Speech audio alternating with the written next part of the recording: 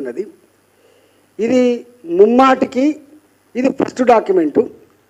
ఇన్ని రకాలు ఉండగా కూడా ఇవాళ అక్కడ ఒక 25 మందితోటి ఈ మరి ఎంఏ రాజు అంటూ అక్కడ లేడు, భాస్కర్ రావు అంటూ అక్కడ లేడు.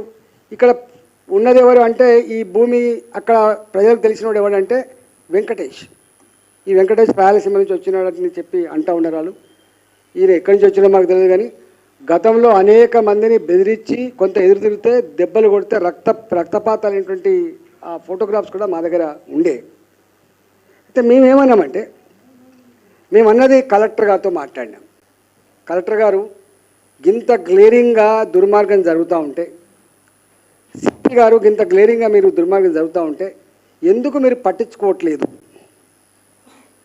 ఎన్నిసార్లు పోచారం సిఐ గారికి దరఖాస్తు పెట్టుకున్నా ఒక్కనాడు కూడా వీళ్ళ రిస్క్ వచ్చే ప్రయత్నం చేయలేదు, వాళ్ళని కాపాడే ప్రయత్నం చేయలే.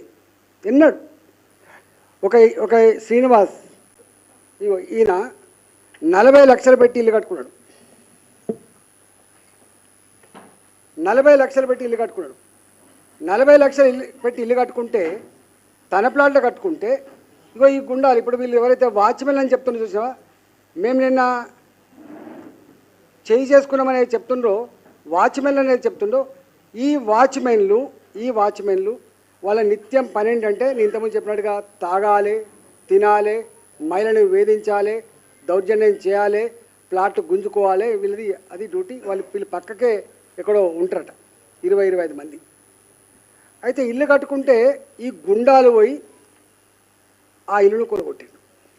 చిన్న ఎంప్లాయ్ అయిన వరంగల్ ఎంప్లాయ్ ఆయన అన్నాడు, నా ఇల్లు కూలగొట్టకండి, మీ దండం పెడతాం, ఇది మాది, మేము కష్టపడి కట్టుకున్నాం, నా జీవితంలో మళ్ళీ నేను చేయలేను, బ్యాంకులో లోన్ తీసి కట్టుకున్నా అని చెప్పి కాళ్ళ వేళ్ళ పడ్డా కూడా వినకుండా కూల్చి వేసిండ్రు. ఇగో నిన్న మాకు ఫీల్డ్ మీద ఎవరైతే దొరికిండ్రో ఆ గుండాలు. ఆ తదుపరి మళ్ళీ ఆయన ఏం చేసిందిగా పర్మనెంట్గా బిల్డింగ్ కట్టుకుంటూ ఉంచినట్లేరని చెప్పి చిన్న రేకుల షెడ్ వేసుకున్నాడు. రేకుల షెడ్ మళ్ళీ సెకండ్ టైం రేకుల షెడ్ వేసుకున్నాడు. రేకుల షెడ్ వేసుకుంటే కూడా దాన్ని కూలగొట్టిండు.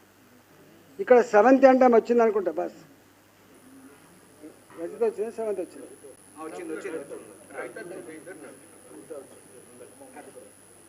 రజిత తన భర్త లేడు, తన కొడుకుతో తన బిడ్డతో ఇక్కడ జీవిస్తుంది. ఇప్పుడు ఆ గుండాలు ఎవరైతే ఆమె తన ప్లాట్ సాఫ్ చేసుకుంటున్నప్పుడు ఆ గుండాలు వచ్చి అడ్డుకుంటే ఆమె పెనులాడిన తీరు, ఆమె చూపిన ధైర్యం మీకు అర్థం కావాలి. ఆమె కన్నీళ్ళు నేను నిన్న కాక మొన్న నారికి వచ్చిన అంతా బాధ్యతలతో వచ్చి, అయ్యా నీ ఇలాకాలో నువ్వు పార్లమెంట్ సభ్యుడివి, మాకు ఇట్లా జరుగుతుందంటే తెల్లారే వస్తాపా అని చెప్పిన. తెల్లారే పోయినా నేను. తెల్లారి పోయారకు మంది లేరు. ఎందుకు మంది లేరని అడిగితే రాత్రి వచ్చిండ్రు వీళ్ళు, ఇంటింటికి తిరిగిండ్రు, టెంట్ వేస్తోని బెదిరించి టెంట్ వేయకుండా చేసిండ్రు, కుర్చీలు వేస్తోని కుర్చీ లేకుండా చేసిండ్రు. మీరు కనుక పోతే మేము అంత చూస్తామని చెప్పిండ్రు. ఎంపీ ఎవడు వాడేం పిలుతాడని చెప్పిండ్రు. అయ్యా మరి ఇట్లా అందుకని మేము భయభ్రాంతకు గురైనాము అని చెప్పింది. నేను వచ్చిన కదా రా అంటే పిలువంగా ఒక 300 మంది 400 మంది వీళ్ళంతా మేరకు వచ్చింది. అంత విషయమంతా విన్న తర్వాత ఈ శ్రీనివాస్ ఏం చేసిండు, అయ్యా నా ఇల్లు కూలగొట్టిన చూపిస్తా అని చెప్పి పోతున్నాం. మేము అంటే మేము అక్కడ వస్తున్నామని తెలిసి, మేము అక్కడ మీటింగ్ పెట్టామని కూడా తెలిసి కనీసం వాళ్ళు కనుమరుగు అయ్యేటువంటి ప్రయత్నం చేయలే, పారిపోయే ప్రయత్నం చేయలే. మంచిగా ఒక ఇల్లు అంటే మామూలుగా స్లాబ్ వేసిన ఇంట్లో అదంతా చెట్లలో ఉంటుంది, బీర్లు తెచ్చుకొని తాక్కుంటా మేము పోతున్నప్పుడు మమ్మల్ని అంటే మీరు ఏం చేస్తారా అన్నట్టుగా చేశారు.